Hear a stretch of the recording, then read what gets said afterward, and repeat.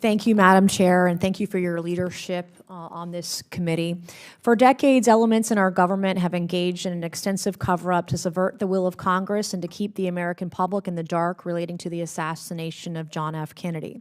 No matter how ugly it is or how inconvenient it is to elites, organized crime, or deep state bureaucrats, the American people deserve the truth, and they can handle the truth.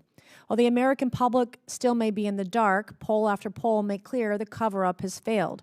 Approximately 2/3 of Americans still don't buy the official narrative from our government that Lee Harvey Oswald acted alone. Cover-ups and a failure to be transparent has rightfully bred distrust. So much distrust, nearly 40% of Americans believe the United States government was involved in the assassination of JFK. Let that sink in. Nearly 40%.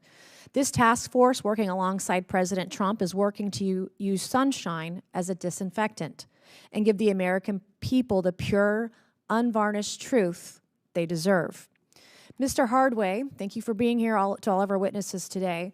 You worked for the House Select Committee on Assassinations, which investigated the assassination of JFK. You had firsthand interactions with the CIA as you worked to get the truth. Based on what you witnessed, do you believe the CIA engaged in a concerted effort to cover up certain facts related to the assassination of President Kennedy?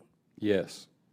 Do you believe the efforts to obstruct congressional investigations into the assassination of President Kennedy by the CIA you've described violated federal law?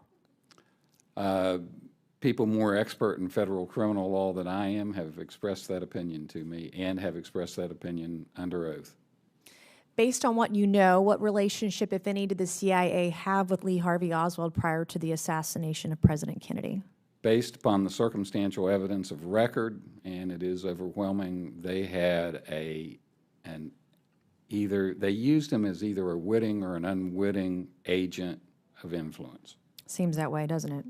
Do you believe there was evidence to suggest the CIA was using Lee Harvey Oswald in active intelligence operations shortly before the assassination of President Kennedy?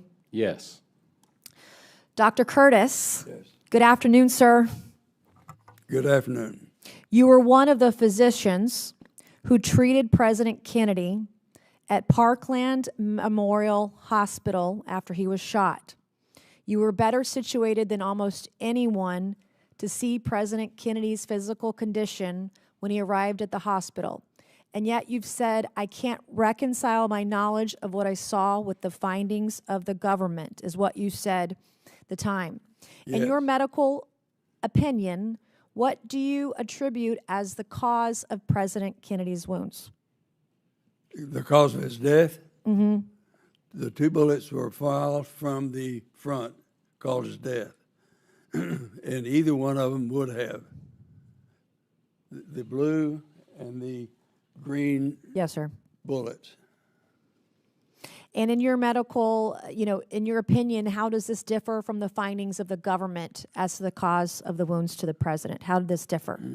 Could you say that again? I'm sorry. How are your findings that you saw of his condition when he died, how are your findings different from the government?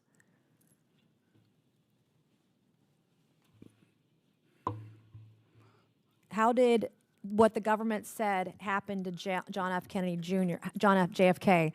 How did your medical findings of his death, how were they different? The government wanted the president to have died from the window, from the bullets fall from the window, because that would have caused the Harvey Oswald to have done it. And they went to great lengths to make those 2 bullets do the job. And those 2 bullets did not do the job. One went in the president's back, and the other went into Governor Conley. So those 2 bullets didn't do anything to kill President Kennedy.